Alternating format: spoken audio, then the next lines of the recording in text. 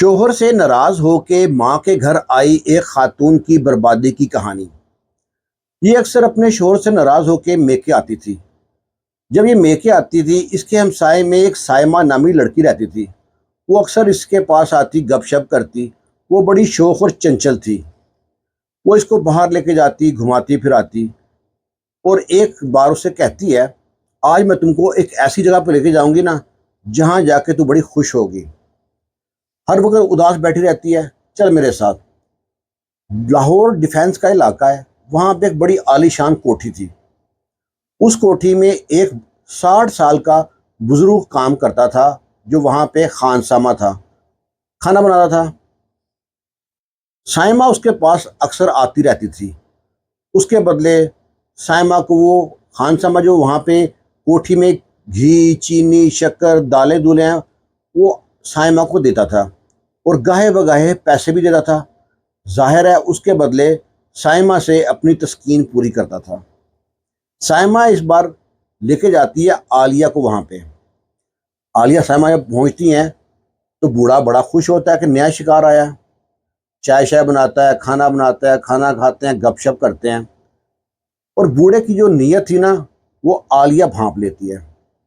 وہاں سے آ گئی۔ کچھ دن بعد پھر وہ جو ہے سائمہ اس کو لے کے پہنچتی ہے بوڑھے کے پاس۔ پھر وہ چائے شائے پیا، کھانا کھایا، گپ شپ کی۔ لیکن عالیہ کو یہ بات بہت بری لگتی ہے، کہیں نہ کہیں میں اپنے شوہر کو، اپنے ماں باپ کو دھوکہ دے رہی ہوں۔ بغیر بتائے وہاں سے چپکے سے اٹھتی ہے، گھر آ جاتی ہے۔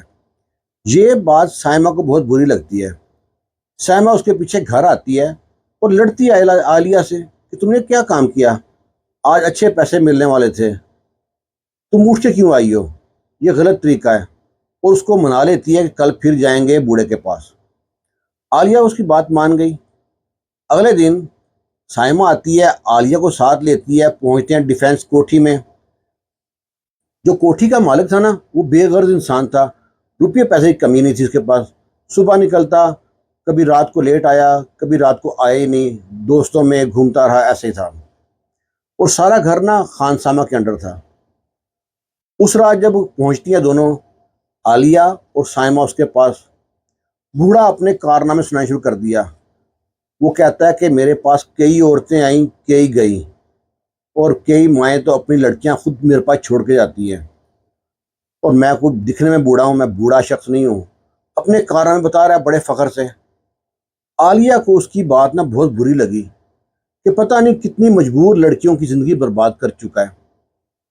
اور اس رات عالیہ سائمہ کو اشارہ کرتی ہے، دونوں وہاں سے آ جاتی ہیں۔ عالیہ سمجھاتی ہے سائمہ کو کہ تو بہت غلط راستے پہ چل پڑی ہے، اس بوڑھے کو سبق سکھانا پڑے گا۔ سائمہ کو عالیہ کی بات سمجھ آ گئی۔ اگلے دن یہ تیار شہر ہو کے پہنچتی ہیں، اچھے میک اپ شیک کر کے، خوب لش پش ہو کے پہنچتی ہیں۔ اس رات جو بوڑھا تھا نا، وہی موڈ میں تھا۔ وہ سوچتا ہے کہ چپڑیاں اور دو شکار کروں گا۔ آج لڑکیاں بھی خود موڈ میں ہیں، ڈریسنگ بڑی اچھی سے کر رکھی ہے، خوب تیار ہو کے آئی ہیں۔ بوڑھے نے پھر چائے شائے بنائی ہے، چائے پیا، کھانا کھایا۔ باتوں باتوں میں کچھ ایسی باتیں بھی ہو گئی ہیں جو نازیبا باتیں ہیں۔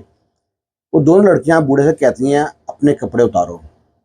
بوڑھا بڑا خوش، چھلانگیں مارے۔ بوڑھے نے اپنے سارے کپڑے اتار دیے۔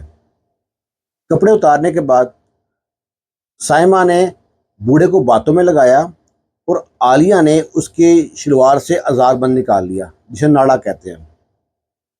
اور اس کے بعد عالیہ نے کپڑے سے اس کی لاتیں باندھ دی۔ بوڑھا جو آدمی تھا، وہ جو کک تھا خانسامہ، وہ بڑا خوش تھا کہ آج کچھ نیا ہونے والا ہے۔ ناڑا اس کے بعد لیا دونوں عورتوں نے، اور اس کے پیچھے آ کے اس کی گردن میں ناڑا ڈال کے، ازار بند ڈال کے جب تک کھینچتی رہی جب تک بوڑھا فوت نہ ہوا۔ دیکھا کہ بوڑھا مر گیا، تسلی کر لی، دونوں وہاں چپکے سے بھاگ گئی۔ آخر سے اطلاع ملتی ہے کہ یہاں پہ کوٹھی میں ایک بندہ مرا ہے۔ پولیس پہنچتی ہے وہاں پہ۔ پولیس جب دیکھتی ہے کمرے کی حالت، ان کو اندازہ ہو جاتا ہے کہ یہاں پہ کچھ خواتین یا لڑکی بیٹھ کے گئی ہے۔ کچھ چیزیں ایسی ملتی ہیں ان کو، اور بہت سی دوائیاں اور ایسے کیپسول ملتے ہیں، جس سے معلوم پڑتا ہے کہ یہ بوڑھا ہے، یہ مردانہ طاقت کی دوائیاں کھاتا تھا۔ अब पुलिस ने मोहल्ले के सीसीटीवी कैमरे और उसका मोबाइल रिकॉर्ड चेक किया। उससे मालूम पड़ गया कि यहाँ पे 2 औरतें आई थी। जब पुलिस ने उनको ट्रेसा है मोबाइल नंबर से, तो 7 घंटे के अंदर अंदर पुलिस ने दोनों लड़कियों को पकड़ लिया। पकड़ने के बाद पुलिस ने पहले साइमा से पूछा, साइमा बयान बदलती रही।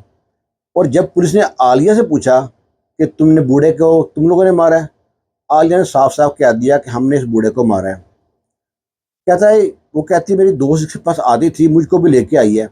जब उसने अपने कारनामे बताए हैं ना कि कई मजबूर लड़कियों की ज़िंदगी बर्बाद कर चुका है, मुझे इस बात पे इतना गुस्सा आया कि मैं भी बहकने वाली थी, अपने शोहर की, अपने माँ बाप की इज्जत बर्बाद करने जा रही थी। मैंने सोचा कि इस नासूर को ज़िंदा रहने का हक नहीं है, इसलिए मैंने इसको मार दिया। अब दोनों लड़कियां जेल में हैं, उनको सज़ा होगी। लेकिन कहानी सुनाने का, बताने का मकसद ये है कि आप अपने दोस्त अच्छे रखो। अगर वो साइमा के साथ ना घूमती फिरती तो शायद वो जैसे पहले नाराज़ होकर आती थी, कुछ दिन बाद चली जाती शोहर के पास, शायद हालात बेहतर हो जाते, आज वो जेल में ना होती। इससे सबसे सबक ये है कि अपने दोस्त अहबाब बैठक अच्छी रखो। बाकी आपकी राय का इंतज़ार करेंगे। आजकल औरत ही औरत की दुश्मन हो गई है। अल्लाह हाफिज़।